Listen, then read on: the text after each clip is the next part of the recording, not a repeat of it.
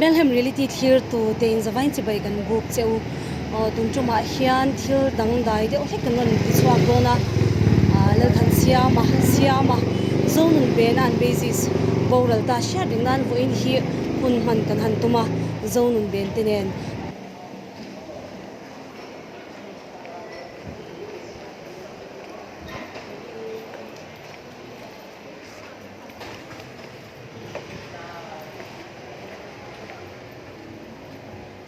hela hini tina akal chhauna anha thona hmuna nia anu pui fanau ti chomin Zonun recording studio hianin na athokani achetlat na hmunte alo te ana alo tho chin dan te shat kha in shat ve kha e thakan tia ti chuan hi Zonun recording studio Western Music School le studio anlo siam na hmun chu nia ta hian siam hini tin e barzongin na thokin akal chinani siam mai hudan tlang pe khamin shil them siam mai min tharung thei tak mai ania ang modan le thil ngai dan po soi zen zen lo ania mi de siana soi ngai lo ani thiam thil hi thiam lo anga mania thiam tre mai ani thiam lo zok bula po hian angai thla khi chu tama thiam mi sia chu ni gamin han kal sana minam boral san ta ka hian ama I uina thu te mo eng han soi ru te nem ti thut maya kan min bar khai khop maya kan tordan kha a chop chil lu thuka kan tur tak zeta anglo kan te tun thleng hianin la omang hian kan ngaya an ui tak mek meoni siam hi chuan helam hi kan han hoi velenga siamat chanchin hi tam tak shati nei karinga engi mo han soi du te ne ama changchang siam hi mi fel tak miril ru tha ania mi chong tam lo mi chong tlem ania abula om hi no mem ema tin ama po hi mi enge minel om kan tiang deuh hi ni ama han soi sel tur hi wang khop mai chu ni mai ka chat nang mani pahin kara e inin karbi sei to omen he ka zai ve zau zau thina ke ma hi mo dan studio dan ka zukal la na tho lai po lo nei se ke nge ka zukal chuan min ti sak ngal rok rok zer tiang chuan in nge ka tan chuan inin ngai na le ka ni ngai na ka wi chuan enge mo ama uina thu han soi du te nem ka soi thina soidan vak hi ka thiam lo wa tongkam ka thiam lo boka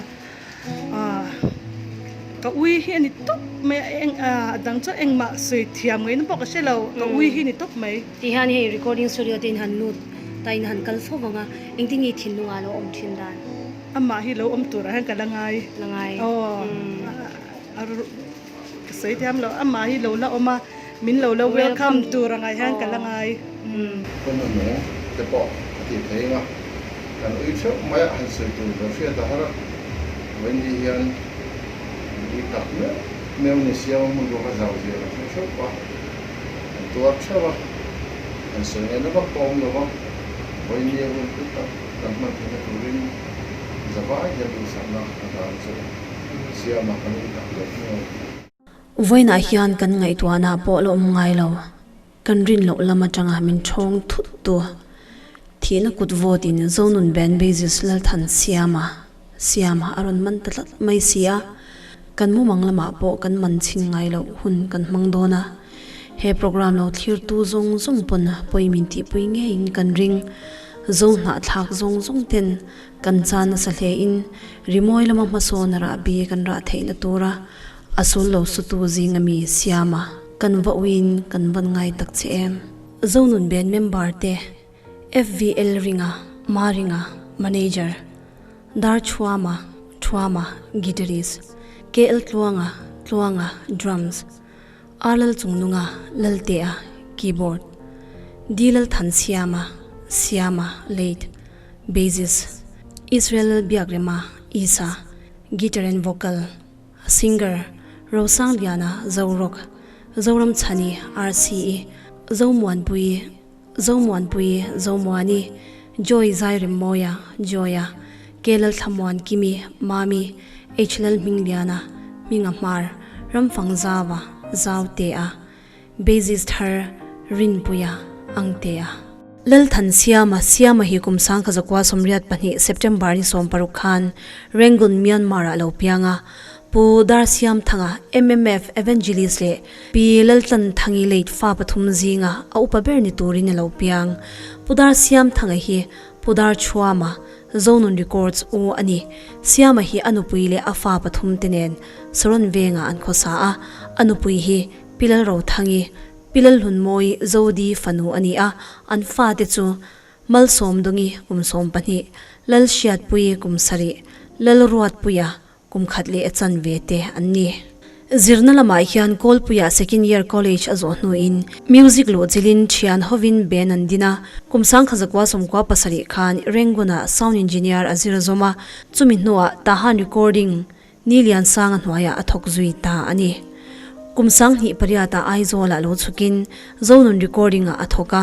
kumsang hi pakwa a renguna sound engineer music zirbelin kumsang hi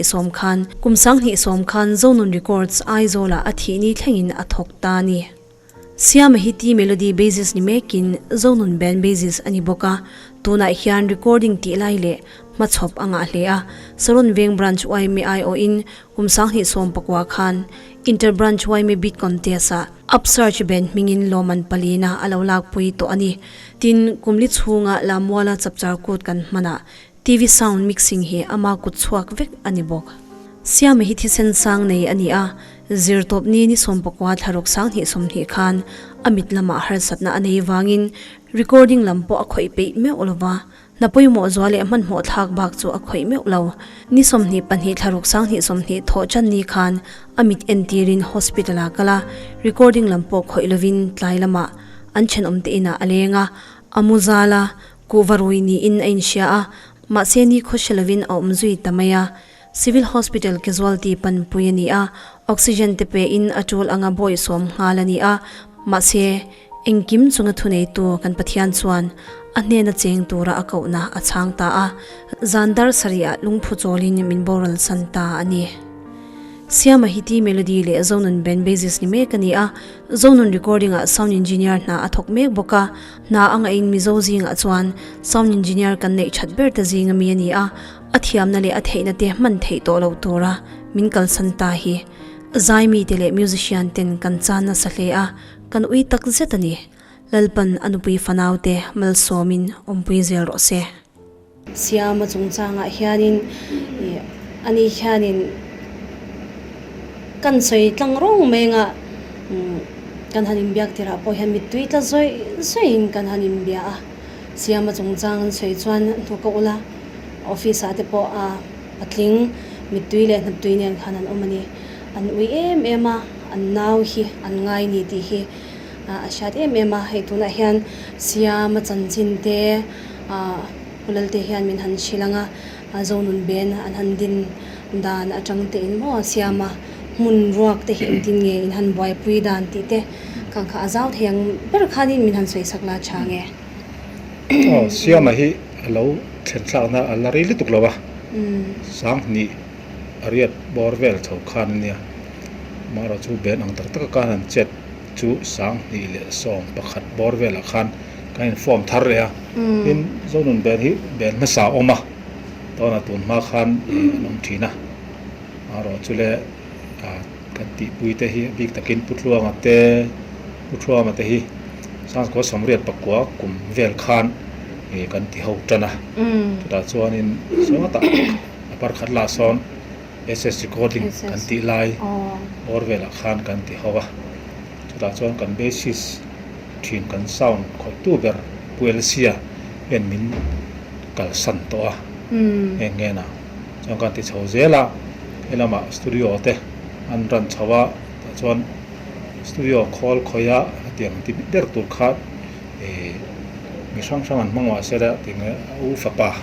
da thwa u fapa siam hi ein cha thla khania siam hi nga music chỉ kiếm mấy hi khởi thiam á chúng mấy biết là mà sound engineering hit training anh à nghe nè còn cái lâu thì về chuyển bộ khác anh đi ông hi cho nên cắt chỗ ta xia mà vét khi cần riêng à cho cần thì cháu à sáng thì sớm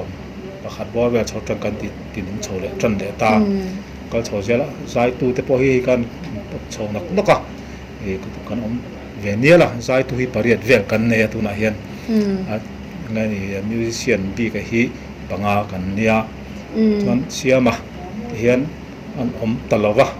anh ông tak lawa cho nên bên hắn cho ngót khát thiếu thế anh ấy chia lâu nó lại ông mà với những cái program này nó mới saber ang tim yang xia mà xuống nó cái này nó mới saber thiếu anh ta chọn hệ udar pro mà cái gì now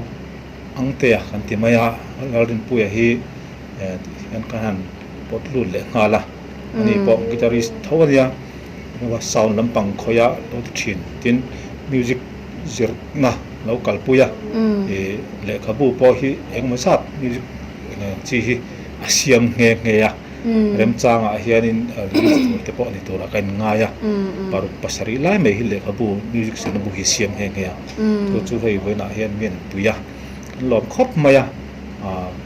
not ke ni hi ba system kal ngai lo not ena play thin kan nia chu not en thiam te nga ya tin kan sei le chu sia ma hi ben a hian apoi moi em mai ni a call khoi chu thu han a play chu thu han not lab dera kan manga in mian lo kala kan practice do na notan lam mapa chuan not lak kha kan zirok sak kan practice ngal me kan in not en kan zir me thin ani an om tak lawa chuan ngai te bokin kati le khangai ta not kan lak chaw ve le khangai ta chu kan sei ma sadua not lak ti me meni lo music arrangement khoi te nga la ngai ti na nia not mi zai ang tiek te ka wati theilo ta chuan chu teng khateng chuan in tia siam rem ngai ta takom thin ani kan kut chuak tur le minang kut chuak ang dek rem chang lo te on ve thin awang kan arrangement hi siam tel nga la ngai ka all rei ta khop maya ma ro chu hei bul kan tran le don ta chu nia thế mình đang ai hạ được chung hai về thìn, xem mà bôi cái program này đó ni khuyên khó trong năng ở bôi bia, bùng rùa ni xe, bét khắp à, hắn cần tu chín rong tê, thì hắn can xoay à, khang khá lâu tê cả, cho nên hòn nua, recording âm thanh live tê ni vang in, bul tê bắc kinh tỷ lệ ngay à, các tiếng khán hạ big em anh nghe na, can đi tên, thì xoay lâu thế lâu xoay na ni cái xe với ni, cho chú mấy biết là mà chọn xe mà mít thiếm anh ấy này cái mà bị cả hay là bên mấy biết là mà hiện cái khơi mà cái này bột qua nó sắc mềm maya ấy cái này thọ năm hôm nào thế festival thế cút sang thế cần mang chú mà chọn ăn lẩu lẩu là mà hiện TV chuộc tuổi hi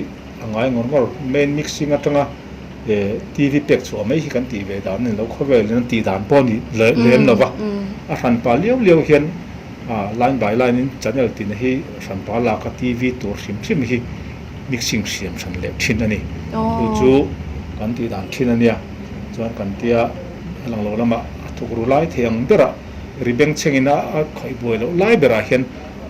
room kan siama ta chuan call sang kan la khoma ta chuan mixing kan siama chu kan pi choka abik tangin lamwal chuan chapsar ku lo ni ta sera tu ra santen ne kan lai na kha mixing siam sa ve khat du ra san kan pe chhuaka du ra sanin khan lo ti chhuak le thina ni khatiang kha kan ti dan thina ta he international level a anti dan thina ni kan ti lak teng e ena tinge live fan play that ti te bi pon feedback ve reng rum tho mai the ma ro chu a ran pain tv chhuak to audio bi khi chu mixing siam san vek khi tu samani tuna point voin program at poi chu tiang tho chuan an tia he siama om talawa call khoi tu ber anam ta lo chuan kan thiam lo tam taka oma chung ti tu thei kan dau kan thien pa fa pa dong te po kan pot kwala ni sound engineering madras lama lo zir chuak zo to ania music en kim mai athiam vek boka chu tiang chuan hei kan khoi tran don chu nia kan be kan van nei khop mai le lama chuan min ngai hlut le lo thran ni ta sela kan mission pakhat kan nei ve kan sei lok du chu zo na sak zo fa te nam sang u lau ran sang om te ho hi a ran pa in zom khom ang u ti hian trong kam hian in zom khom a ti me thei lo ma ro su rimoi mang chuan a thi the ni ti kan tha chiang ma rimoi mangin kan missionary na kan ti ve ke ni chuan chu kan be ya tuna point project kan nei me ka a kha te nen an ben te nei na thil ti ho turin nge ni la aron da chu kan in music kan play ve kan nga an ni kan zing an zai tel ve nga ti te kan siam a boral ma lok khan kar khan vel a khan kan en ho kain thon kol mana ma se boral ta sia kan mar chu he kan ti thalia kan benon le a kha tangin thong boy te an manager s30 nen ani pheju ren gun lama om nge ya ti chuanin kan ber renga tu na hian ti to kan ne ya kan na pa ngai remove play ngot dilawin kan missionary na ni ve kan khiat kan ti ve tu hi omani kan nge missionary ti jong chuan al kher lawanga kan ram ta na kan ti ve thei om chun ni kan khiat wangin he to pin mi zo nam ta ti zel kan duwa chuang chuan then khat chu kum som ruk le ali ten nia ben a hian ruk ti ten nia chuanin som ruk no som nga le paruk te som nga pathum ti khan ka in dot chho maya then khat chu kum som ni te khating rol khan khating ha kan in thlau angai ni kan in thlau nuala ma ro chu lung oi takin kan mi som na hi kan thil ti tur hi kan the chiang hloma ma ni in ti la nan nei ani lo zia hin an thia chen em awang hian ma chang chuan han boithlak viu thin ma sela kan ti bop pa kan ti bop pa chuan in u le naw mai pon lo pa le fa ang deuh chen kan in en ani ti khop chuan in ai jing ngai pon kan in jing bop pa ai hau nga le kan hawa chuan kan chian ni that ni le som ni khua ro thung chuan le thei to pin u le naw dang nu le pa dang kan nei chuang la ve tin ben kan kal da chu ni ve ni ka chuan ti chuan kan han zo kai le tu chu siam ka ti khan bo a boral thoin han sheta anga khang hun la ya avini ya te in han chet la dan te zonun ben in in tuam hlom dan te ka a chip char de zong in mi shin them han nia tuam hlom dan ti te va khithil ti hlei thei hi ni che lem lawa amaro chule khatianga ti thut khani wangin eng ma hetiang zong hen kan ngai to thiam phalawa kisen sang bi sang hi chu nei a buai zau zau ni amaro chule alo in en kol thal tuk lo pal te poni theya khatianga ta ka khan kan mang hu me ni eng mai kan ngai to thelo anin taka chuan tra pok an trak thiam lo tra tura pok an langai phalo nge ni kan la ham hai tu kha eng ma kan ti thelo ni chuan kan chuk ka zana khan eng te nge ni kan tia siam pa hi ta hana om sia u nau dang zong khina man om sia helaya an bui fanau ten en oma hi ma sa hi pate oma na thua ma hi pate nia anin pachang veka itun lai lockdown te ni wangin in kalpo lai theilo a thian te phei chuan ta han lama te hin in lak chhodan ong lo man te khilam pang zong an lo be fel jak mana ma ro chu ani love i thila boithlak ani rong kal rimat ma sela kalpui tu thlengin quarantine tu tam tak lo ni zela thila boithlak tu wangin in lak chho lo ni khilama an ui khopa e thian te chuan ti ve nglangila a ben met te teng ti melody a an chong a renguna oma an sanga ta hana oma ti khan ni ve wang hian an thil hai emma tuna po hian kan dereng thowa tiang chuan oma kan an ti chho zela ruang ni lo nia kan la nge ni thi a kan la ngai thei lo ruang ni te po khan then khat pe chuan ama kharon ding ve tura thalang na ron ding ve tura te pon langai ni chuan kan ti chho zela tuna hian hei ni som ni pani July ni som ni pani kha thi ni khani ta chuan tuna hian athi chamen ta thani na alak ta lo de ba nai to ma ro chu kan thil ti tur hi hingin ti thei kan nei le me tun la ya tribute ten ti vak concert ti ton ta la thil ti thei chi ni lova chuang chuan kan ti thei om chun ni kan hriat tian kan tia hi abik takin nang din lo kala office in ron lenga kan soi duna anang din in hua me em mai hin ti te hi ka thin lum khamini khan a trapani kalom lu tu khi ka tra da na kha lom trapani thum to ni ama kha chon kho har trap kani ma ni in ko ma office tian kan oma kan music play to te le kan video te kan ngai thla ka mi tui tla sar rang maya chuan kan nau pakat pe chon hong la photo zu zong ro min ting he ni na tho hian kan ngai tua lo thei de ka tun thleng in ma ni om phei chuan music ngai thlak phei chuan ama min pot lu chel me ni gospel ni mo gospel lo pon sela ama min pot lu zel maya ke ni tan chuan in ngai ni he thil hi kan dil ru le ngai to na zong zong ama alu tlat asana chu kan music atam ber 90% hi ama arrange ve kan tlat chu với ni hen choi moi na ni le ni lo hi chu ka helawa midang kha an thiam le thiam lo lampang thil ni lovin siam hi arrangement siam tu ni kan bera hian ei thianga ei biang lo te po aron ti chawa i saron saya siam arrangement siam ve kan ni mo idea kha tiang kha oluk de voi khada kan ting khal ngot lo voi pare tak kan boy poi tian sang minang po ni thau ta lo kan po chalok che tuna kan han ngai thak tura hian ai isan biang no te khar enge englangi ron sak don tuna hian sa kan vor lai ti sa don ta po chuan i ama in siama khan base kha pe ta tro chu amun kha kan da ol don ye intinge khalai ra man na kha intinge siam le nia siama hi kan nga ya amun ro ki azau em ani chu wang chuan best guitar tel lo kan zai do siam arrange ve kan khang po kha arrange milin ke ni kan play ve ni maya chuan ting tang works te po ama nan khoi ani mola nge na chung chu nia voinia hian voina i sa thla sak to kan play tur hi best guitar tel lo kan zai asador ani kan chu siam ai mun rok azau zia khiat nan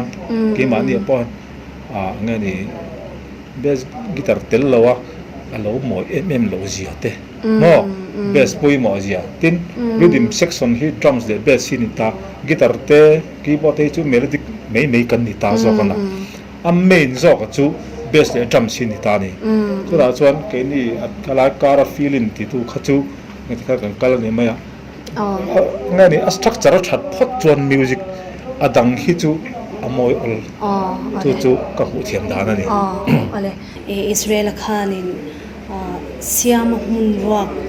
tel khan bass guitar kha tel lawanga chu mi la chu langai thala kung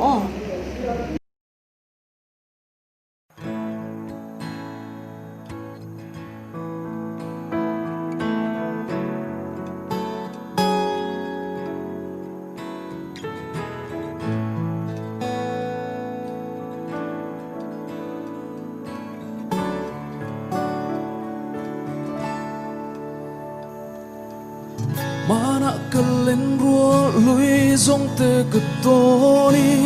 silong kan rua lai ni min ngai zual ti trin tu dang kan ngai lo eng tang re kan ngai bil lo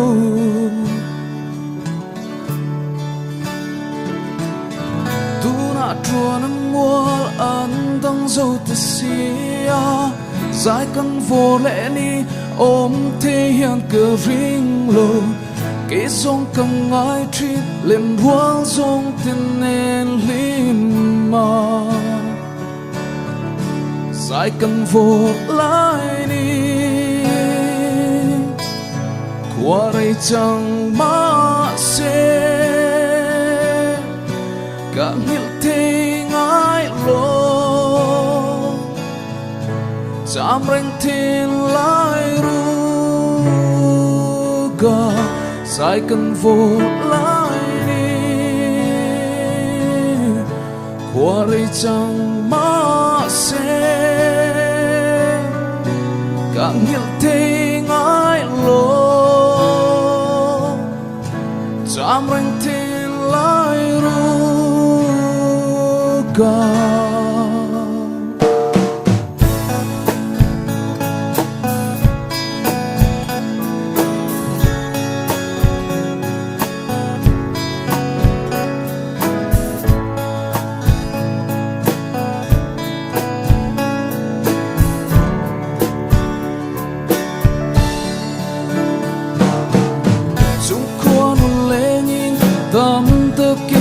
try se darang ton le ni ala hel ve nge ya chút tin lung ruala phật sai kan for le thina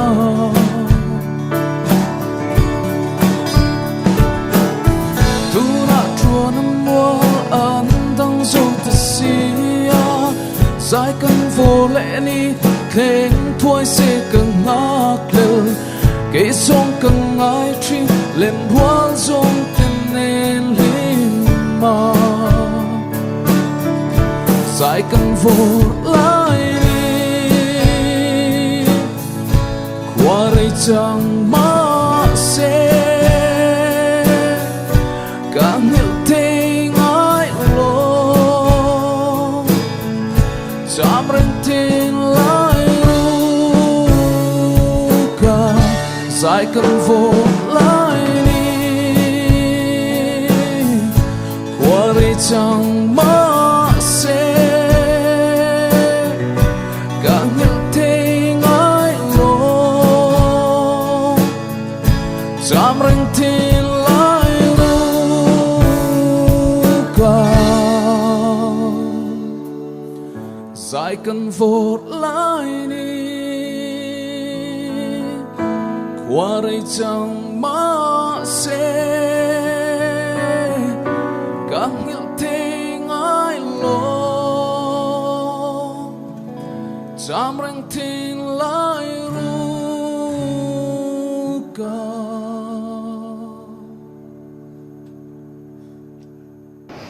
isa siam tene na la in lo sak ho chin zai vora hun in lo man chin nai kha iri ru akhan ron nge arun lan kha karinga siam ne na inin lei china he zonun ben chunga hian ami mal taka inin lei china chungchang kha toite mi shin he siam ne hi chuan ka chutia han lei china tia enge I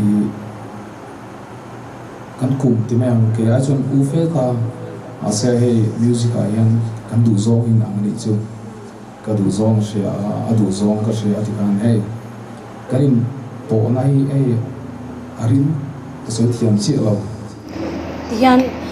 lo te vin an han boral ta a ni min surprise em a shi om khopin nangi po ha intal boina sa ti te po ha kan lo sha heta hianin khaminia aboral ni khan engtinge I thinunga alo landa I oi love mentinge om oi lo wa ke mai kam mang vek ka ti mai eng ma hi ngai tua dan ka thiam lo ngai tua to po se lo wa chuan ama rong chunga thalak huna nge po khan ama kala zong ani chu thuro pui turin no kian he thina rap thak tak hian chian thate unau te in ben apo an han tension in om hi engi thinunga alo landa ni se them chu la thi vek tu chu ban ya ma se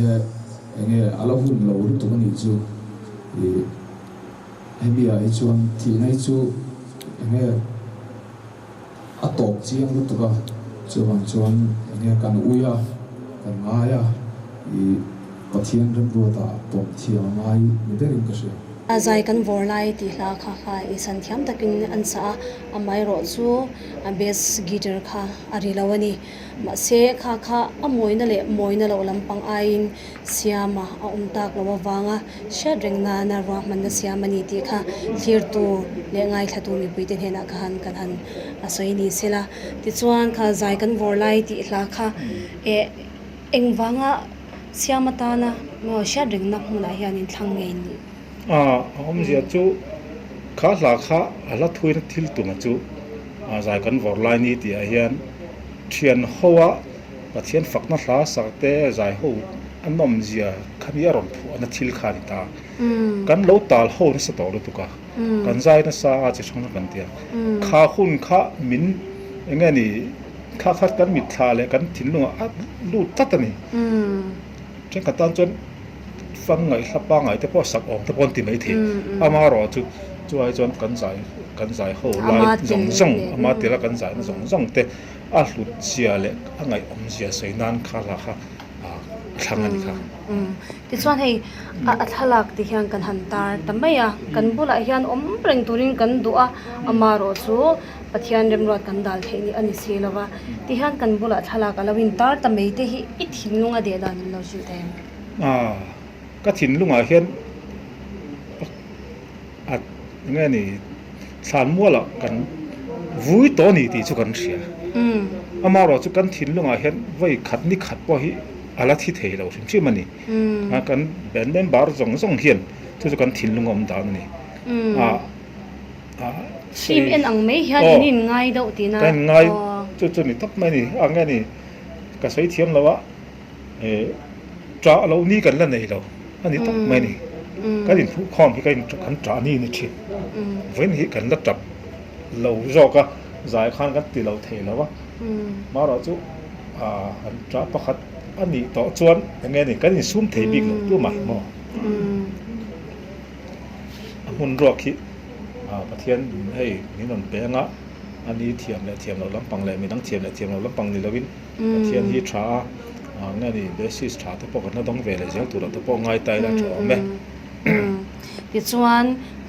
ma chop te kha in nei ti te kha kan lo sia a enge album siam tum te khatiang zong zonga khat ama hin che chhuak zel don mo eng tik ni a mai han in thei hil hi ka ring lawa chulam chu han du to kila a family a chung ko chung chang hi sui le lo kila sui rem ngem rem mai ti chuan siama hian pa ni tling takin a chung kwa hi a en kola ama hian in ngat em ti te kan lo sia a anu pui le afanau chung chang de isha tang ang nang ma changa isha tang ang ni sil them siama hi photana anu hi thi to anu sing tu hi apa la dama apa chu kan siat thiam tu chon tun ma dewa boxer lu te coach khami training pe tu khania nge dar siam thanga ne te kan ti maya zai chin tu ma zo nun dem na lo ha sa lo zai chin to ten ta nge zai thiam de mai ne chon ani chau hi ai zol lama omana awak chu ngani ta han laman lomani au le nau te pa te po chu pa evangelist nia kan athi lai po khan camping ani ke man nei me ka athu soi lai kan han phone ani nge na ti vel chon ya Zonun studio han tian an kol tapa an pa fa hian an ti du na ani hian voice recording big le ti zong zong tian an kol ta a khoi ta ni chuan chu tiang chuan an pui fanau ano pang te ho te tian an kol lani anu hian puan thui thiama thei hang chan lu ti ve amaro siama hian ain ngan na se em maya engamo thil tur zong zong hi siama vek khin ni mat mai ni ama anu kha a felo na lampang thil ni ain chon rin tlakin om ti na ni siama hi ero ngani chame le ting zong zong pon in sila ani bazar kala lo ni bok a ti lu ber chu in lama lo chang chia a tho te lo ngaya an fanu lano pang te kum so mi te kum riat mi mo kum so pani mi kum riat mi le kum khat le tlem te pathum man ne ya u te pani me chen nia an te ber hi ni pa nia kana nu pui hi ma ro wi kan ti maya kan hriat thiam thei dan tur chuan tun ma zo dia lal hun moi pi hun moi fanu khania ma ro hi za thiam be thawania tiang chuan chung koin saron venga khwan an oma tuna hian e zon namu mal om tak lawa chuan a puan thui tlem lo hlo chua ve te kha an ei tur chu ni tameya tun din huna chuan recording lamatang ti don sera in pui vak turin min thil tunlai phe chuan recording a phe chuan tu tha zain program an nei lo chuan recording kha to pani maya zel khani ta tiang chuan thil hi on samnu to lo amar chu pathian zara kan damanga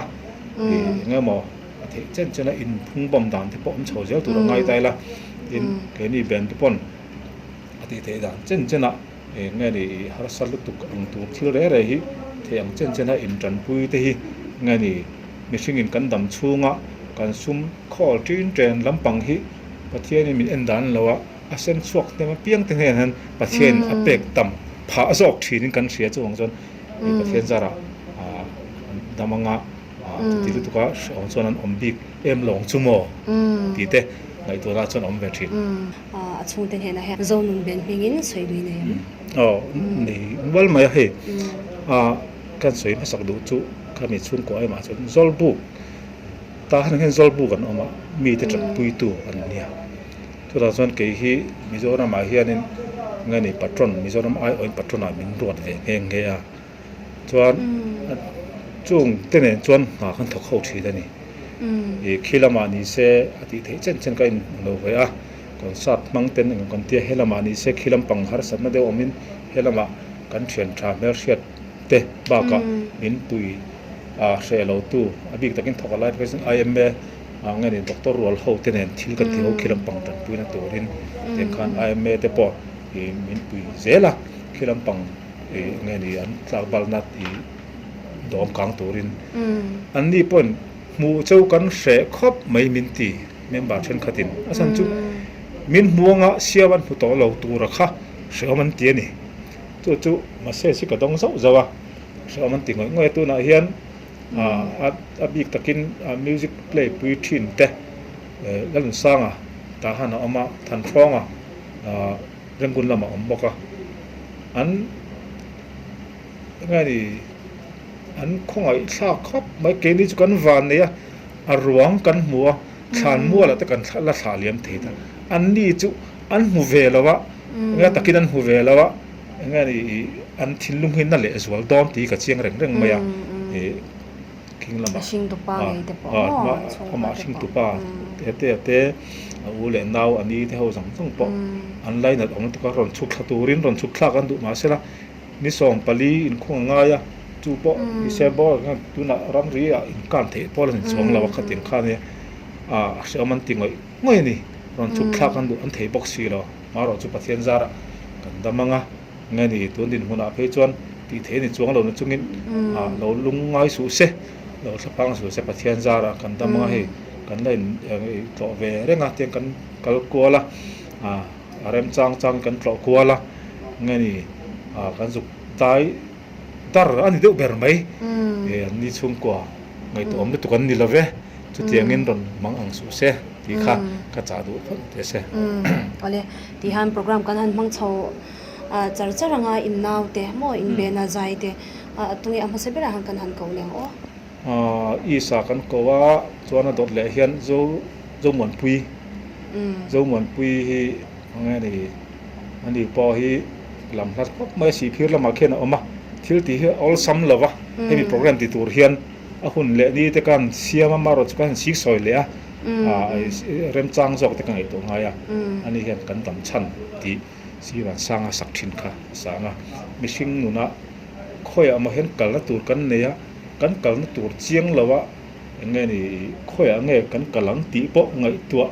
thei lawa mishing nun om tak kan omani chu tiang borvel hlat hu sia tang ron suak chu ni ta la hi moi kan ti em tu ma tang kan longai thak thin kha ne hi ron sa anga tin achang hi akim vekin kan sa lem lawa lema ngari helai ne na imil lo tur line ni kan sia ang te kan da khom de hleka tin a rei lo na turin program rei lo lu tu lo na turin zai hi an kat so de hlek te pokan ni tan chuan zo mo ni zai zo hian RC zoram chani azai ve thunga ani hian gil ni omdon lo ti kha sanga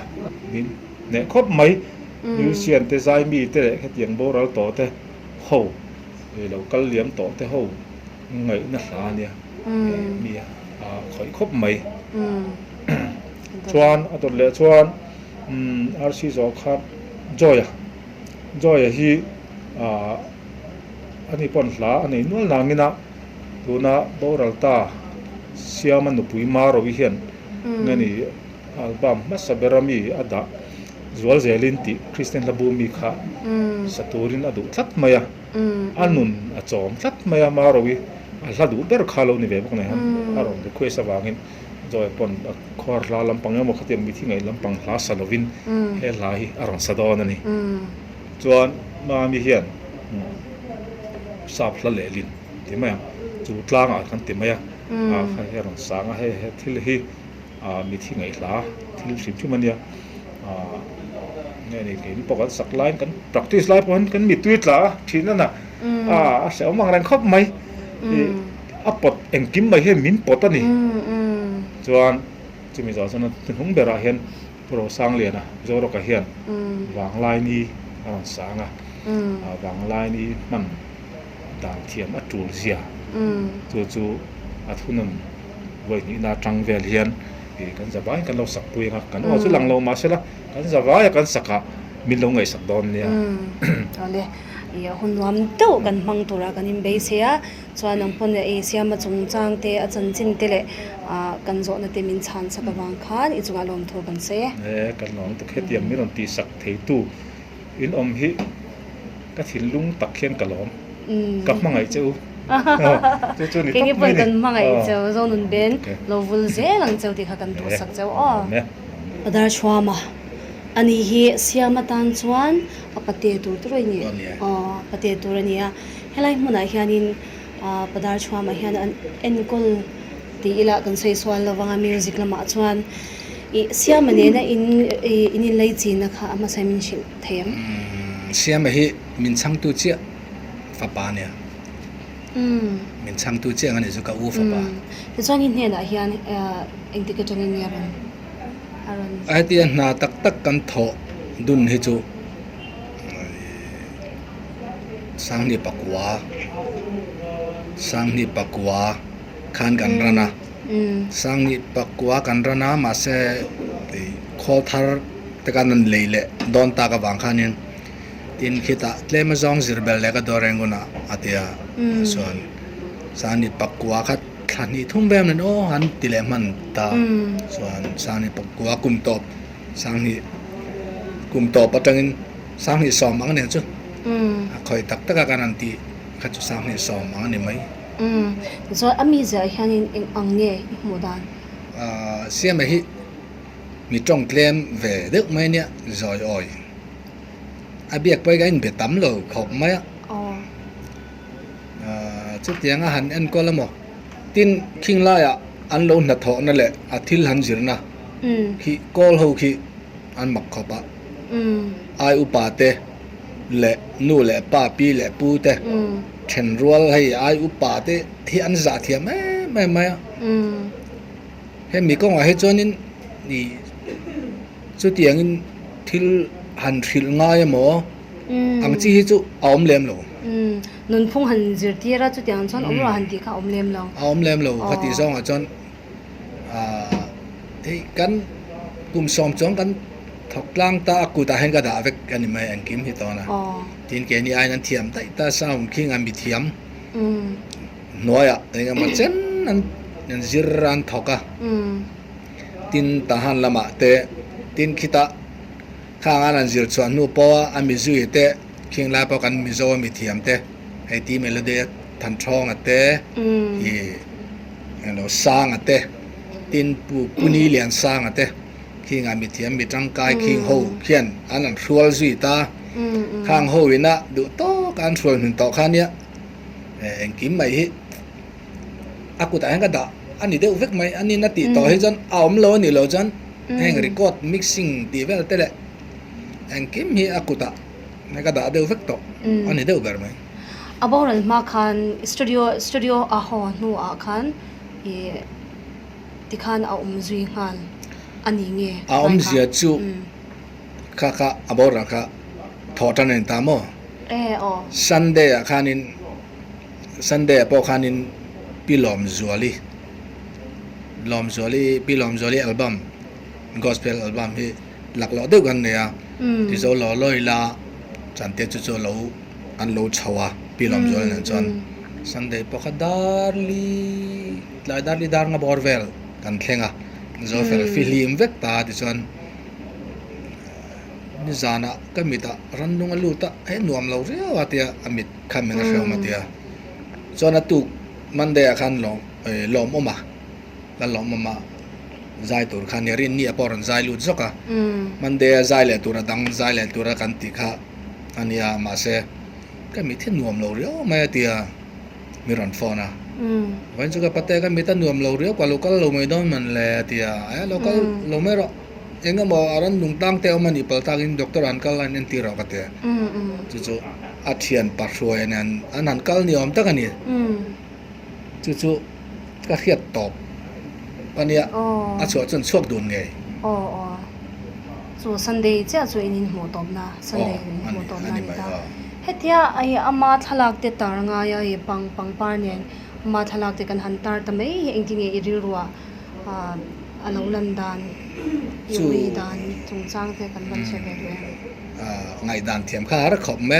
thotan a chon thotan atuk thotan a chuan tla a khanin minon phone ani anu khan minon phone a pa hei usia me hi om dan dik lo top me ron tia ting e oma ka tia chu a thian pai na ruai na chan ya aduk vek to me ron tia ti siang e arang ron tlan choro casual tia taxi raw ron tlan choro ka tia alon tlan choro don ne ka tia chanin anon thula ya thian tau na ron ti tavat tan ron tlan choro casual tia kan tlan choro chan kita khanin doctor ta khan an ti zum tan an cheka oxygen an pe ngala BP an cheka BP ka lo mu mal to che lo wa so na thi san tan la nge ngam ba khan an tita katari vak lo thi sen result po sian main adang kha chu traffic an tia ko chung bel lam le po kha traffic an tia ti khanin a pe lo chu ni si tam ba ya khalai kar kha rei si lo main dam lo na ne bok si la rei tak chung kha chu hei ngai tu adan to ka thiam bik lo eng ti zia nge ni tamai ti kha ni de ber ma hei han thla phan ngai na vak po ka helo eng ti mai ni mo ka om dan thiam har ani de ber ma hei ni tin local ta headline mana na thokin local ta zing in tho te po khanon kal le mai to rangai na te khai nei chinu nia helai tu na kan room sim mi chu ka hong ta lo reng ta mo enga mo chen ka hong ta lo ta ne he ti reng chu ni the don lo ka te ka reng ma za nuwa a khoi a thil lo khoi lak lo zo si lo le lak chua tu ra mo enga mo tlem khoi langai ti dal kha miron phone ta deu lai me a chol kar ni ten liam to ha chan ma se tu na mi ama put nu tak khi ka khoi ria lo ha le het tu te kan in tia chol kar thum na vela ka ba hong chan ta a thun na a ta khi chon ta la thu du che lo kan in a poi ma zol de la khat ka arang in ka la chua ka heta call pa khata ka la phe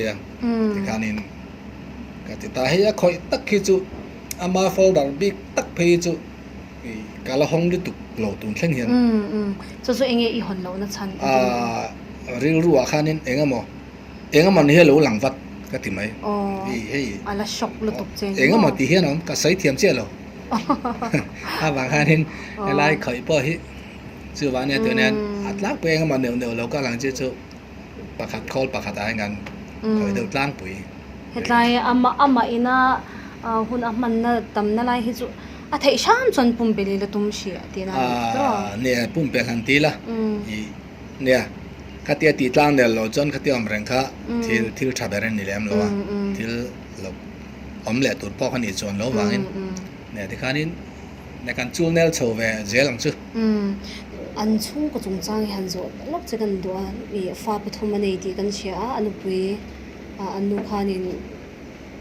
wante chui chin ti de kan han chia anei zo na chu ani de me mi tun din hona hian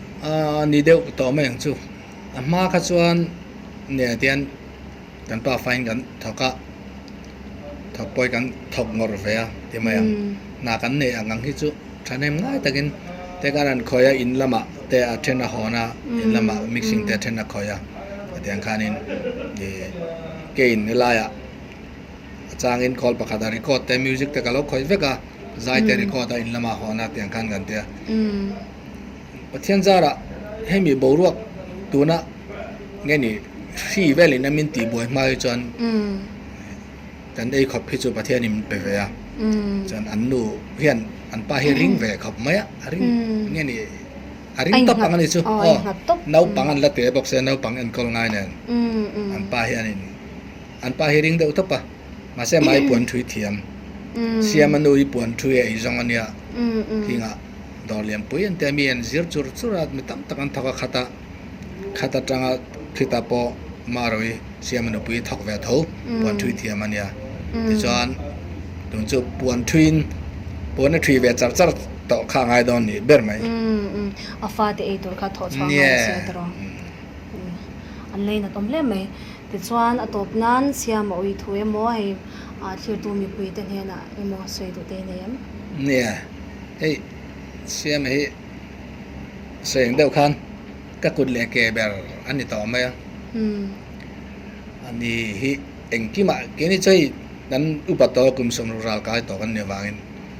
amalok boral malok po khanin ti hian thil pakhat kan cha kan chu chu lo thleng lenga kan tia ei a u hi ka fa pa ye u au pa zoka silonga silonga khana oma si pai noya BSF a khanin music lam ti thoin zoro ka puro sang lena te hona khanin mun khata oman nia ani puro sa ha ron pension san ta ani poi kumeng mo zat chang ve to nia wangin pension ve thei to mai nai tu rang khan nia wangin ei ke chu ka ti pui re pe to don lo chu wa inu now in you lo pension nga e now po hi music zirin Bangalore ate music college ate kal ve a ka inu na ho in na kinan tia ke chu enga mate te ba ke chu ka khoi pui wak to long chu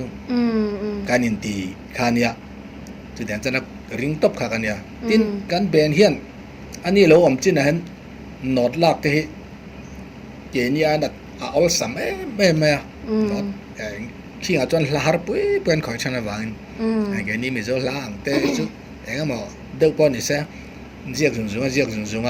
ani ku thi kan ringa ti kan ke ni jon kan em top a kan play ni me ya ben point ani ku ta kan na top wang hian tu na hai jon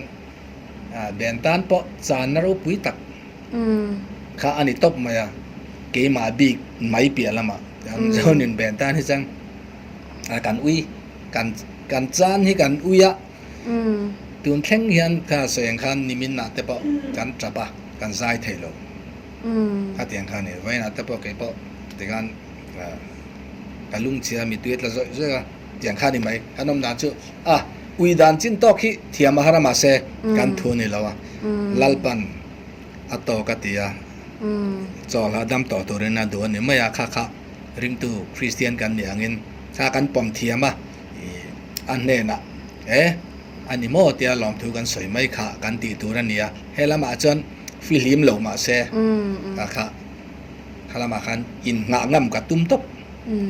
vale un chatak min pe ai chunga kan lo me lo me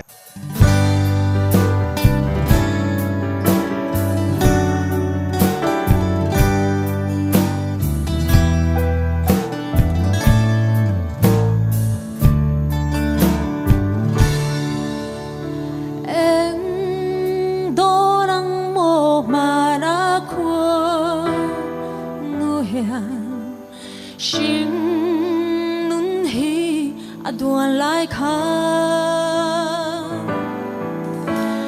shai leng om hlei dung a thu em ni shin nun hi a lo duan le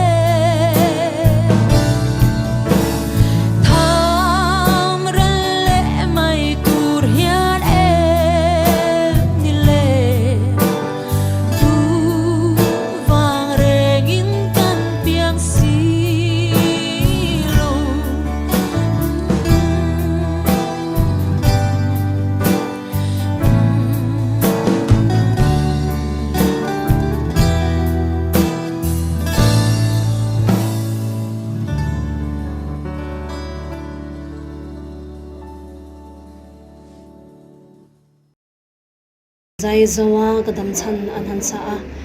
a thian pa hi angai karing ani po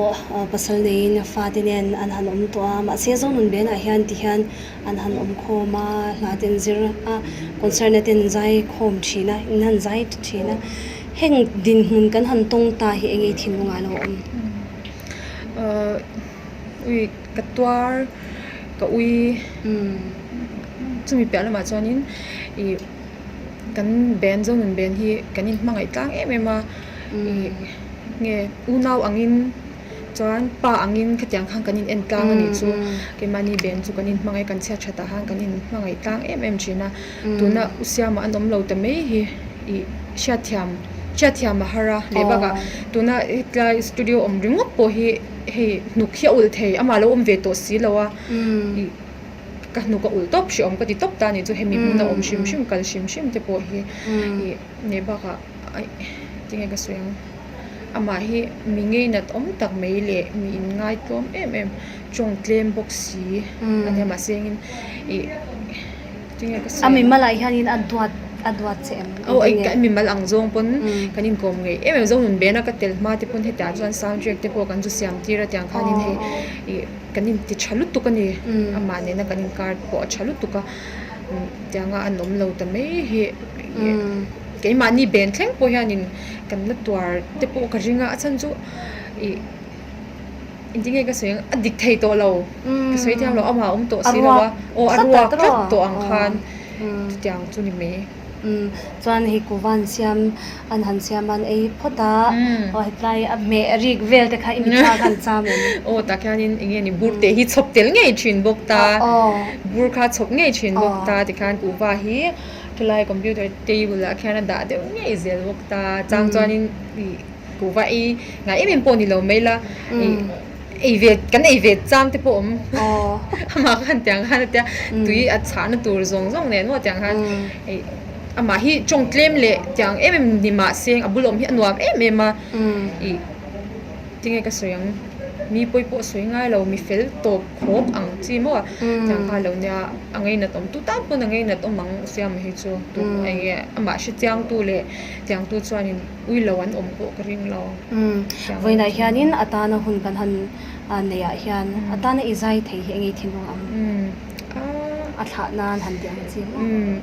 I tyanga athana a han kan han zai ta me heng ang program kan han nei ta me te hi ariluna thak katia chuanin nge ni ama ta na kan han zai ta me te mo tyang te ngei to chian chuanin I arab thak zok te katia ne ma sing mishing chu nun na thu hian kan nun na hian kan thu lo ema katia ni na huna dia ala ani me ya maro chu ke ni tan chuanin an to kan la kham lo to an to kho kan ni me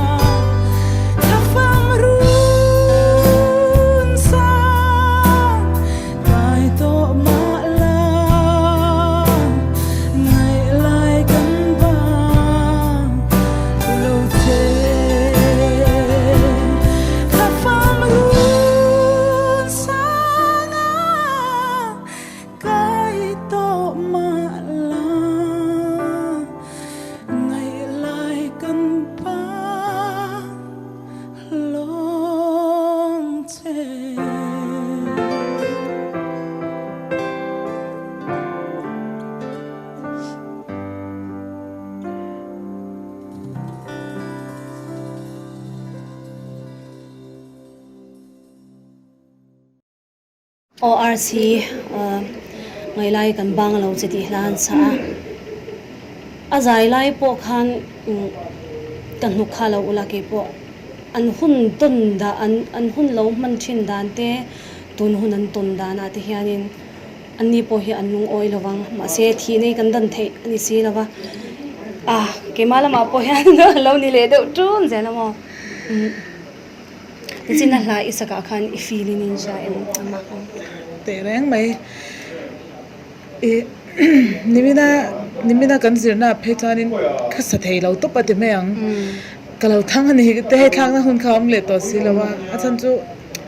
annal to kamo he ke ti top he la he chu chan he a thut na te a tring chang mo a guitar zong zong te engkim he tlaya amuna nge ka nom box sia ana top this one a boral zan khan e phili takin itlan dor ikal dor ti te ka sha khang hun lai chan chin be khamin shil them han che dan kalau in bua zo chi a chuanin I ka phone hi lo ria chuanin he ujoi hi mi lo phone na chuan he thoveng de in bechin kan ni wang nya ti me ang thoveng de kan in bia chin pa khan he ka lo chon me ya chuanin ma se siama chan chin khai sha ma tia shina nge kha ka te he thi na kha ani he ka ring lo shim chuanin en lo a thi aron te enga kha ka te he sha cha mem ka in bia chi aron wang mo ko ti jok mo chuan siama nin kal san tia chuan engtin mo ka te chuanin he anu kha chu mo he ka chiang lu tu lo ke ma ha ka lo khong ve ka chuanin he ka ke ma kha mo ka he ka ni ngal up he ka soi thiam lo shem chuanin an lo he ka phone kha ka thawa chuanin he thil tang vel thin thong do ka shat ke mai na ka rin to chuan he khate ha ka lo ka om thin bok se te me ang chuanin ka khong vek ta ka chung te ka pa dam lo ber leng ka min me ta ti khan meaning lo ta chuanin he ka khur vek bok se he ke ma khur khong ka soi thiam lo ka kut vel kha he om pa ngai thelo ni chi sel te na khong vek ka chuanin anwa hun rei de le ka khanin ujoya khanin min kanin beleta chuanin tikha ka insiama kalau insiama ani insiama chuanin en lawa man mo tak khang ka tlan phe ve nga lamo am khamini abwini apo khan mi tam taka kalkhom thelo khalo nya lockdown chung chang de la kan enge achung te mundanga an omde ya anu le pa te tiang zonun ben hanin tua moi chale in tlang kama de kan lo sha khang lai avina in hun han dan tlang pe khamin shil the me nya han usiama phu tok ang hi chuanin kan choi moi zo lo wanga achung te ngaya po itin remoi khovel lama midang te ngaya po hianin he kan hun ton ten azul la bang hianin usya ma hi a phu to ong hian ke ni zonun ben hianin kan choi moi tok lo hian ka ring khopa enge kan ring khopa chu tianga chan enge chung te po sha thiam na te po kan nge na chu ti ni ro chuanin kan thin lunga hianin ami mal tin hianin usya ma hi he kan then phal lo ti me ang mo ania chu wang chuanin khami an lo avui ni ate po khanin arwang chunga khanin ke ni ben hi kan zai don nge ti te kan ngai to a ma se kan in sha chiang hlom em ati top me ang chu wang chun zai thei kan nom lo ti ha kan sha chiang lutuka en lo zok me ang kan tia chuanin ti vak ngai na kha om lo wang khanin rose kha amalte te in kan pe tin a ben min khanin pangpar apol leo kan siam ti rakha kan pe boka tin thusoi ni toy te ang chi te khan kan ho tu ten an han ne ya te chuan usiam pol bi ka chuan nuwa kan ben in ral na hun kan ne ya chumini ya po chuanin amalte te khan usiam chan chin te kan mu dan le kan ngai dan te khatyang ang kha soina hun te kan ne chumini ya phe chuanin patling ke ni ang tan phe chang ke ni he tui dul tuk tan phe chanin he pada thwa mate paro sate palal te utlang ate pon nia an vai patling trap phan mu chu mo min shock big lu tu khe chuwang chuanin khami kan vui nia po khan ti thei tlem hle ma se e kan thei tok kan thin lung kha tan kan hlan ani khami nia khan kan ti mai nge hei tuna po hian atan nge a chung te nu le pa te na an lo en turi in benin thei to pin hun in han manga hun thale zung ten han pe an lo be mem karinga chon siama chanchina hian nang mani pahni inkara khami kha soi ri nei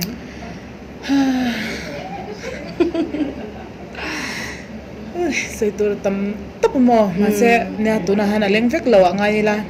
atoi tel theng ber soi kan tumanga usiama nen bi khichanin hemi ben pon lama po hian ben a po hian he ke ni te thema lo pangwal deu ho hi ai kom kanin kom na sele zwala he hey a puitling deu lek khau han shat lawa picnic tiang chi te chei khom tiang te kan nga ve ta I khatiang a po han usiama chu kan huang chung me ni ta nge akumang zong pon ang khan kan ti kan u dai chu ni ma se ani hi nge ni mi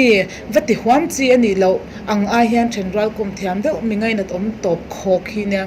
chuan kan pani in kar bi ka chuan hei nge ni ben thil ba ka hian in music khovela kan thok dun na sa em ma kha mani lok pon ka channel lama zoom chani official ti ka nei ve a khami a po khanin wa khwai ti ha hei puzoro ka parosa min phwa sa ka hi usia mane na kan ti ani ve a ka music zong zong te ademo mai tura kan record ji nakina record chat ni se kan ti ria kha ka sadon si live khan tu mi chan is a part pek lu nan ti ya kan record lu mai kha ka da nge ama pawalin chuanin tikhan music thil sang hai advertisement te le project sang he fam ngai hla tiang chi te tiang a hian usia manen hian kan lo thok du na sa a company pon tin chu lawa hey ka YouTube channel lama hian usia ma hi lo phur ve khop mai min phur puya en lo hey hla te kan cover anga ti hian hey kan panin kan te chira plan kan nga tuka chuanin hla te po kan thang ne nual to a chuanin amai ro chu kha kan khovelin zu lawain ti leila lockdown te lo nya ka tyang han tum lo takmin thian khovel ronin her dang lam thuta khami khan engma ma min lak tir thei lo ta chuanin oi ngoro eng bernge ka sayang tu ka slo sai tu hi tam lu to ka kanin kar hi achan chu income ngei lu tuk he a me mal tak pon kan ni wang hianin ani pon du sak chitin reng in min du saka thil sang ke pon ka du saka I sem ka tyang khan chung le chung te po kanin du sak to na ka te ang khanin thil atul ni chuanin enga po in ban she lo khopin ti mai ang kan oma soi tur tam lu to ko se manen chuan mo tin ka music video sang a hian min lan sak ve nual to boka chu te ang khop chuanin kanin kom soi tur tam tu khete soi zo project khatam tak in lo nei ta amun ruak to khatur hian a haw tak mu tang tro midang mun ruak khan ho khatu tora ko khang zong khan nia tuna he bassist thade mai kan han nei thar le a ke ni zonun ben pon acha don kopin ka sia ami mal takin kan lein chiang lawa ama ero chu wal te po he nge kan ralu ten acha anti wangin tiang kan han la ama hi mi ngai na tom takan ni pon ka sia tuna kan bassist thar po he kan tuna show hi nakina hianin midai na lovin huna po min shethiam ri mai se amun ruak lo ti anga chuan thinlunga chuanin he chu arwak reng ani mai he ka soi thiam che lo mo len khain lo aro puya thil chi sang YouTube channel a po khani zoram chani official oma ta po khan siamana asiam sang hunung ber po kha omani in lo thlir lo ne zoram chani official ti khan ba khwai ti kha in tai panga ta chuan in lo en don ne chuan atop nan kan ti menga hun kan nga lo wangin he ti hian a thalak te kan han huwa ta a thut na chin te kan han huta a voini a hian kan han lu ta hetlai zonun recording studio hian I thin nunga om chu atop na min sei sak them nimin kha usiama om lo nuwa he studio ka lu le voi khat nan ya ka trap reng hi ni mai achan chu mo su nu hi tam lut to kai a thut na kanin kom na chia zan kan han cha kan eya usiama ne ve to lo shem kan fai kan thil ti ho vek eng kim varanda thanglama kan han da ka usiama ron da ve to lo dak turom to lo helaya khyang koi ip khyang koi ip te ang kha alo in banga eng tikla mai po or oi sai tur tam lu tu khela ya hian mo kamit kha eng ki ma han usiama he ka mo chu wang chon nimin phe ka chu mo nimin a hang ka kal lok long tik lau tu ka chu la kan zir lai po khanin he zai the thlot lo a chan chu shem ko kal le vai khat na khani bang ha mi de dan kha dang lu tu ka e voina po hian ka mal pho hi dik tak se chan he mal pho le zwal ti mang apwalin ka zai ve do na ma se zai theile lowa chwa kha kal a lau po ka lau zo ka the patop khang ka ron in sum ve atin kha kan bul tran na a fu bok sian china i san zai kan for line ni ron ti tho he in sum thei to lo san nen khan mo ka tra bel sia ke phei chu bang chuanin helaya hi chuanin helaya lo po sia ma hi abik takin ka thin lunga hianin kadam ve chung hi chu ka thei hil ngai to lawang katana thil tha ti zong zong te katan atang kai na zong zong te katana ril ru thiang hlim aput zong zong te mo soitura tam na tuk eng ma kha ka thei hil lawang chuan ka thei sham chuan ka thei ang hian a chung te po hi engene anupui fanau te hi ka ban phak china nom ve chuanin ni tin te ka ti theyang ka ti lova ma se ka phak to ka hian an tan hianin kadamani phot chuan tlan chhiat lo po ka tum usiama awang liao hian mo chu wang chuan ka ngai ngoi chian te awangin azai pui te music arem sakte anau te hian an ngai ni ti hi shat ngoi ya buntu ma po yang kanin sum the na wan between an han an han chele china thlir tu te pon min sha thiam kan ngai ni masia ma hi kan ngai kan ka ma mak top ka sei thiam chalo amak top ni mai amak top kan video en le te han mo athi li ma phe ko chuanin zana te mo kamut thei lo top kan youtube wa kan video alan to na zong zong te hi ke na ka chung te pon min sha thiam top a chan chu mo ami mal tak po kanin kom thuru eng ki oi soi top mai ang mo ka tang zong thanga in sia kan achia zong zong eng kim in shila in sia kan ni awang hianin chung ril zong zong hi a fan top mishing te nga ya chona hun lo tuk box ye shem ti thut box ya siam ne in sun hu tlem zo min shil thayam dia siam hi ke ni laga chona nau panga apa tho ne hem ben kan din dei to zo ka somriat paru vel khan renguna apa hi boxing oma sipaya boxer ne ti chon ke ni khan ka han pan ta renguna chuan chutiang la chuan siam hi kum thum kum li vel ani dia ngatanga apa te tanga lu tran to zo kan dia in nai vai kan ni loma ke ni ho chu ko te kan dia chuan atoi zong soi mai la heta ti melody kha anon chu kha ke ni helama lo to kan ni wang kan ti chuan album siamila antia ti chuan ka chawa chuan siam a tho ne chuan siam ka ti melody concert kan ron tel lawa bassist pakat zo kan nei ni chu siam kha kita lo ma songs dia lo ni ngala chuan siam te chuan sang hi par ko chu ti melody thinlung thon thu ha kan siam hota ta tang han kan zui chau do chot to ni ama bo music lama i an mang tak tak to kha ta tang kan ama ga chu nei thian zawa lo ti mai ti da thian zawa nan lo ti ve ti na ba kan ni ai nan la naw box e kan fa rual ni chu apa ta ni ani chu te chuan in mizoram in han ti ho zela hian in engting e zonun band in han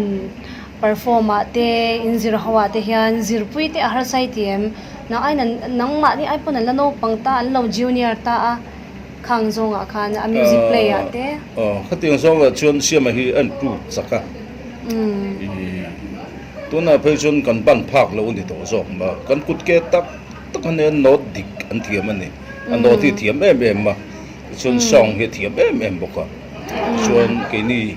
zonun ben te ti melody anga chuan I kan kut ke ber tak tak ania tin music chete kan soi belanga kema sinia to hian no thi kan langai lo anau pang hi kan lak ti thina chuan siam chu no ta la kan not khot la tu per ania I akhoya po han zonun po ti melody pon sada no thi em ani I la zir pui lam ti ka chuan na har salo I har sat ne ki min kai ruai to zo ani so no pang kum thummi ani atanga ilo shat mo ilo enkol kum li vel aniang ta chan in han perform ho le ta chumi nuwa ti hian tum lo tak mai dan boral san chung chang a chen inge mo han sei du te nem ngai I kan ui em ma soi peng kan ui thu kan soi feka ti chuan I hei athen pe jun thi tura kan ngai lo ani ki ma ge po hian na jin ho ang bot le tura nga riat tlap na te hi kan nei ani chun ka zan bu te po hi lo lu ta thing pui hi aron in thina tin ani na chun in khada kan cheng thina kan ne na ta anu pui fanau lo chuk tha ma te kan ting chu anom lo chun kan ne na tia in khata cheng mai thini kan ne chu wangin I nia athi chung chang a hian ami mal tak pon ka tuar ve ka tia chun ka ui poka chang pe chun chu soi le soi nu thi tu ra hen ka da le thin lo ni la dam ta tin ka nga ya chu tiang vel chun nia ani da na mi chu angong khop mai tu na hen ma chop te po kha in lo nei om sia in bem ten mo ye chu ei kini pani hinia zonun helama chun zonun kan ti ho ta khilam le program ang mo khilma omte ti melody na helama program am pon ti khan kan tel ko pani chu chuan siam an hian akipa ko in a chu ko chawin kan zui bi kan ni chung wel chu kan dia ti chuan music ma choba pon hei a zonun ang pon tun han album siam kan tu ma tlem zong chu kan tinwal to tian siam om ta si do ang tia ti chok jel tu nge ka han rel hawanga chuan ti dan ta chu omang kha kan nau khan sui ta ka chuan ang te kan te ta su nu ma lu nga to a ben chi rong nga palu tel to le ke ma ngei pon ti teng ami mal pon kalu thi pui than to ne ang te hi tu na hian min ron zom to zonun be na zonun be na chuan ania ati melody lam hi engti kan kal don po on de to lo achan chu kan om na da tu ka sang ta ha na oma zai ne kan thong hi renguna om box ya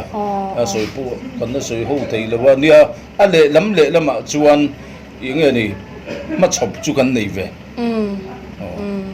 ke ma mi mal tak chon ka soi dan thira chon siam hi chu oi om sathli ani lowa kan chan ro pui ka te ro pui zong in an soi la e chan na da sa ta kan in ka ria a chan chu I ke ni mizoram chau ani lo mizo khovel zong na thak zong hian kan chan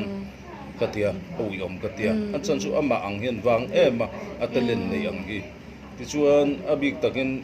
e guitar lam te chu I kan om tuk to a song nam hi kan la tla sam do mizo chu tiang a chon am pru chaka an zirmi a chon bin an retana tin a thiam na te po apoi mo na hi kan he chho tan me ka tu la te po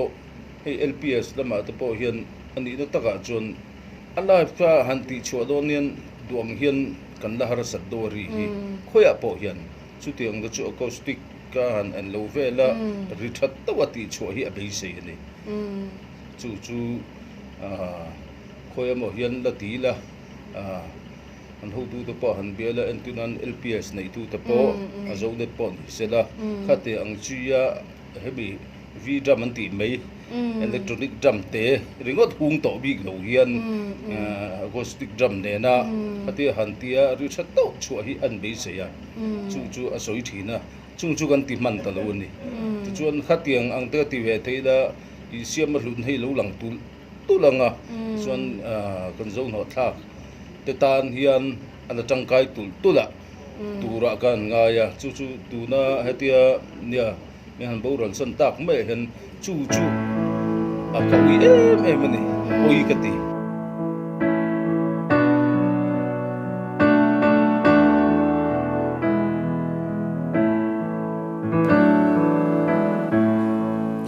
Zual zelin ka phát ra klete lal isu ka chan dam tu i mi ko ngai zara te hian ma ngai zual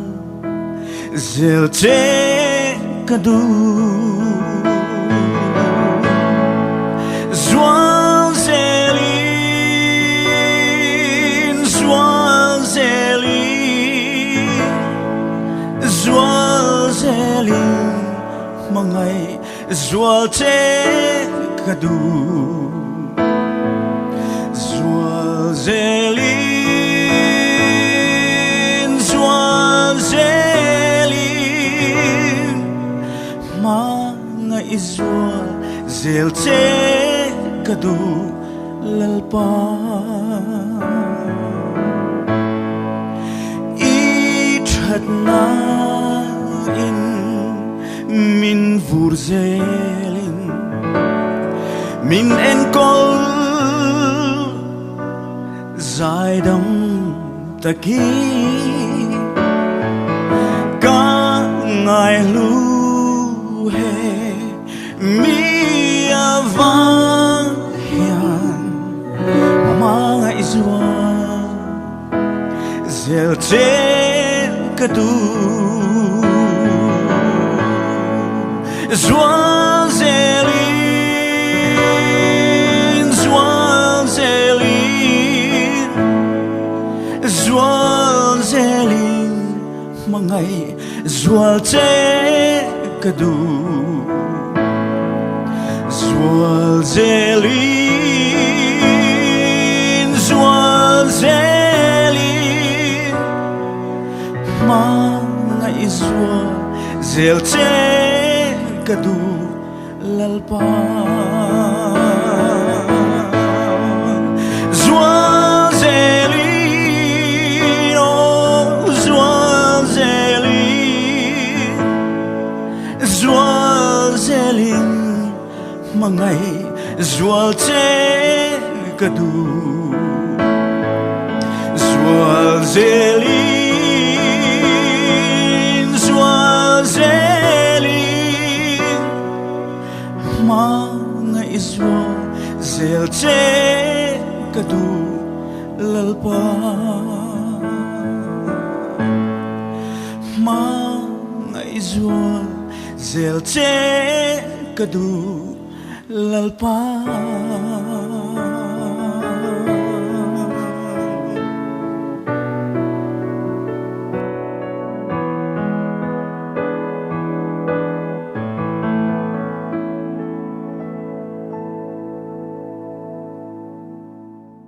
Oh, joya, azaya. Zwal zelin tikhan sa mitui ta zoi zoya chande na longai thalai te pokha kan han huwa bula kan oma. Chon zwal zelin ti la hi enge nangma na ihla du big nge ni a khamin shin hem. Ni shan lowe ke ma chuan ka album khan ka album se ber han ka sa mi deng in sak be pe ka khewak lawa amaro chu kha khamaro wi siamanu pui hian adu khop ma thil dang kan thlang ve zit nain khami ka saturin min request awangin khami la kan sani ka E voin hian in chan hawin in ben hawin siamata na hun kan pek thei ang tin hunin han siam ta enge thinu alo omle when he ka ti le thei lawa kai ma hi ka ka pa ngai le thei lawa a chan chu helai muna hian la kan zir ho thina ama hian kim lo range ti dan lo ngai to ka ti khan an ti thina when hian ma thak tu thatak tak kan nei tho na chungin ama an lo ta kha she thiam har hi ka tiang rang lu tu a thala kan ma reng box se hi tu na nuwa oma an thei reng box ya chu ba chuan a shom ka tiang reng khop mai ama ro chu hei tluang da min thil kan ti thei ni ka ria alom ka ti ama mi zia I hmudan nang ma nei hmudan siama ka hmudan hi mi en ton tlak nin ka ria khoya mai na chapo kareng lo a chapo lo lu tuk hi eng mo cha jung ka thin hi rim jok thina musician concert kan ne ya concert mun sang sang ate kan lo nei thina musician hawai mu khoma guitarist te ni mu khoma eng ai soi ve ngai lo angoi char char tu poi mai soi lo tok mai ne chu tiang mi hring chu ni wang hian trong ve se soi ve se ka ti thina a chan a thiam na hi rila musician ni na piela ma hian hami audio recordis ani na chumchang ate po rile ma wang hian trong ve se soi ve se hi lo ti thina ma se eng ma soi ngai lo wa he tiang tlu ka minun tlom hi chu mi en ton tlak tak ning ka ria ka thei hil thei lo ge chu mo ka zo tum tak chi ron sei che da siam nu na hian enge enton tlak enge enton tlak ka nangma nu na han lak pui tu khopa I du aumen anu pui fanau ten rin chan topa chu chu patling dan tu dik takania anu pui fanau ten rin chan topa tin chu ba ka mitlo mani ti hi eng tik lai man chapo ve ngai lo tu ba noi che ngai lo shim ama tokin anung topa tiang mi hring chu nia chu chu keima nu na po hian thil tam tak lak lu tu rom ni ka ria siam chang chang a hian atlom na hi aro pui ka ti lai berani nichin kha kan soi lang hman lawa I sajaya khan zai kan vor lai ni ti la saka khan ama tel lovin ani awangin bass guitar tel lowa I sakana sakani ti kha kan soi tel du boka ngai thak tu she ong ngar khop mai a shau ma chuan kan han zo le tu te chu kum eng emo za ti khan in lovin zui ta a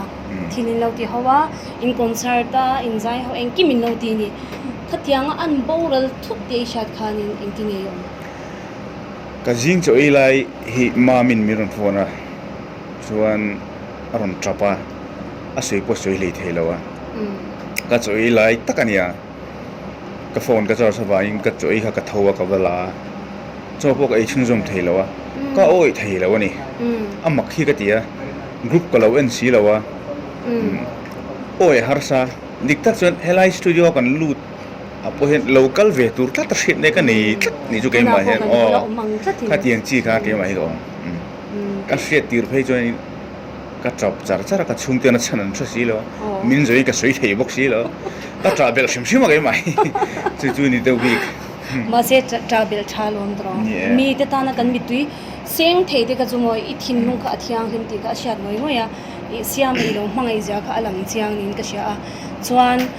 ama chanchin uina thu emo hei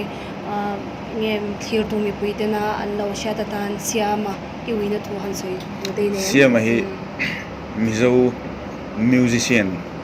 zinga chuan a chanchin kan ji khan PDF filing kan thon chuaka ata khan ka han chui sang ni pasari a lo chu thla sang ni bore ta chho le a zir le a ati engkim kha a zir na jong jong ate ka ngai tua tuna a khol khoi dan jong jong ate bass a per dan ate acoustic a thiam vek mai ni vai hian heng jong jong a hian mizo hian thil ro pui pakhat kan chan ve in ka ria dik ta ka soi juan e puzo ro kan a soi dan hi a chiang in ka ria tin nge ka ti ta kang le ka album te hi la te heng te ka ti ta kang le siam om ta si lowa adik thei to lawa ti hi adikin ka ria chu chu na shil fi chiang bari ka ria siam hi chu awi omani tok mai mizo zinga mizo miro lu chap char kut kan audio pack chu TV lam audio pack chu ang jong te a mixing ani ta ei palal te ne an ti dun thin fek hi ta kum live lai lo khoi to ta heng jong ata hian a tangkai mero pui kan chana ka ngai ke chuan mi hriat hlom ni lo ma selam bo ma se mi sha lo tur khana ma kha anin tar chwa kha tung ngai si lo chwa tung ngai si lo ti chuan nisin a khanin anu pui chung chang kha in han sei de so ta eng ang chung kwang ya ni ti kha min han sei sak ve lok la anu pui ma ro kan ti ma fa pathum an ne ya no pang be phei chu kum khat le achan ve chau la ni mi pa ne ya apa an vui ni ya om dan te chuan mi tui hi ti tlan him lu tu ka ni en upabel kum song pani vel bor nia chuan dot lai kum sari vel ta tianga in thlau khan nia tikhan annu photomi tikho an omani mai siama om tak lawa chuan ezon na po puana thui ve ma ro hian kan minister zom tak puro ma ro mo roi te hian khol te ape a tuna an boral ta ka hian mo kan lumpui khop me tan puina sang sang te po andong ka soi seng lo kha chu chu an chung go ding ne siama hi anu pui hian a ring hlom tok pa ani deu me om tak lo phei chuan ma ro hian pathian bak bel tur nei lo ti ang kluk ani ông dễ xíu mò, chứ chuồn chuông của ông đàn nè. Đấy, cho tin như chuan, trái ngay lâu bát hian cần này cần tí chi na, mà rồi bị hian mấy thay pha bát thùng en kolta anh à, Christian cần nia cần unau nuhi cần ngay sắc đồn lo mi tí khác cái mà làm chân cần han soi về ni se, chân pui ngay thì chân pui tu, ni turing bát hian ni khove la min da chân pui na. Kan pe thei ni pun kha ke malam ting kan un sei ve ani chu hun chan pe a kan no me ke ko lom bu tu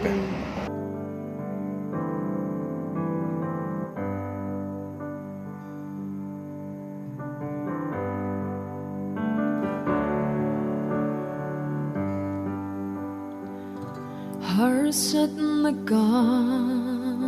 ra ilation liam te chu tam hle ma se suan na do ra lo sham zong ten kir zayan re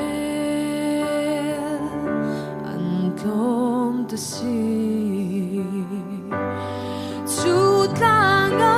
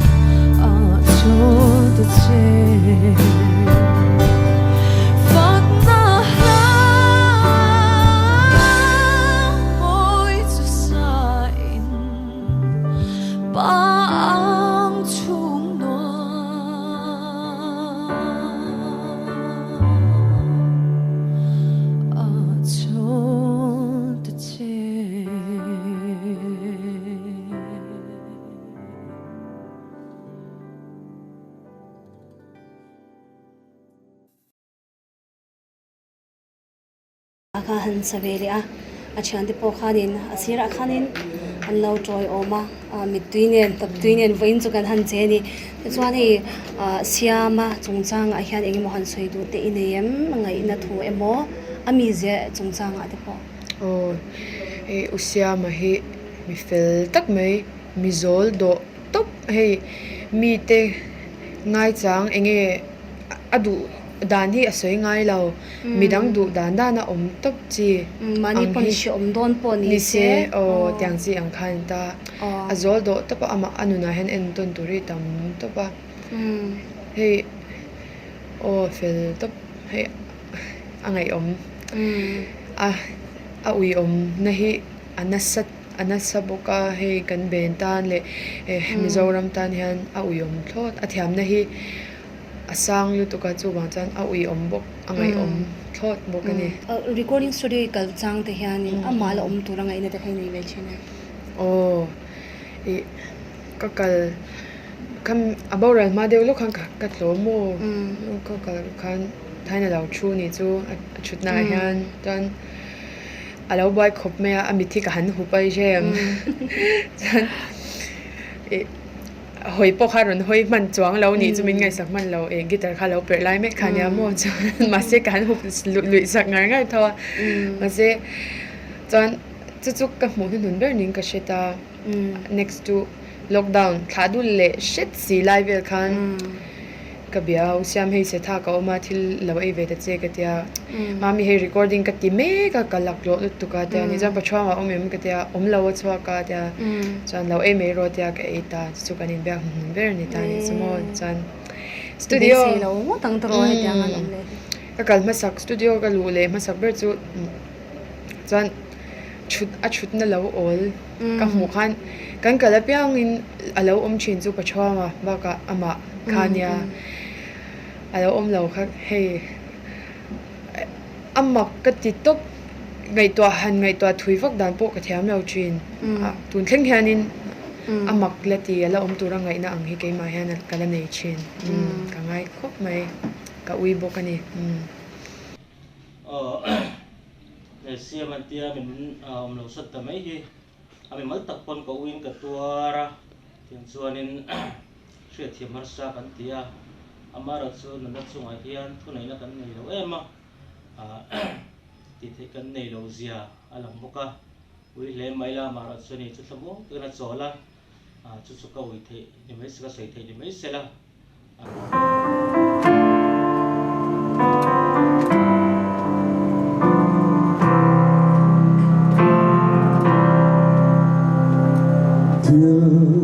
trong cài lâu có thì áp nhang em mà nên buồn mày có lâu nè cần đi tìm thọ từ đây về phía si lâu nhang em vang nghe từ lâu qua cả quay trên lên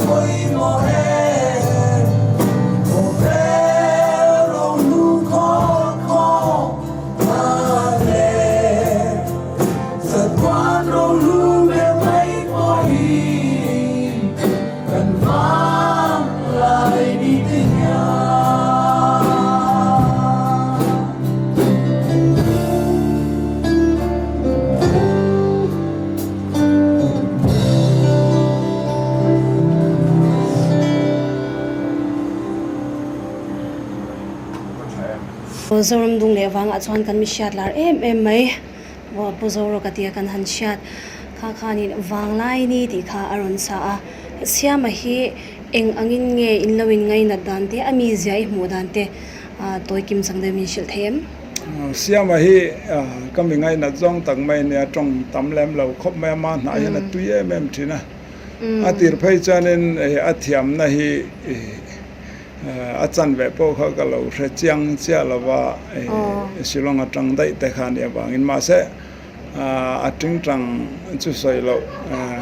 a drums ri te hi ka lo ngai thla hi chu rangun chok mun chok ta zonun studio kha lo nia siama ron kal chin kha thatariau le zwala chu bangin kei po ka record zong som li chuang deuh thoi heta hian ka ti thina tu na chuanin a om taloi lunga leng hle maya tin hian record na tur bai vai takin tu na hian kom me ka maro chu thian thate zara midang te po he ka ria ka hele deuh niau to ka lo me amai abi takin drums ria ti lo thil dang a po a them maya recording quality soi lawa a best hi anal a thia me mi zo ji a chuan best a hianin ani kala du deuh perin ka ria chu kauye mem na pakhat chu ni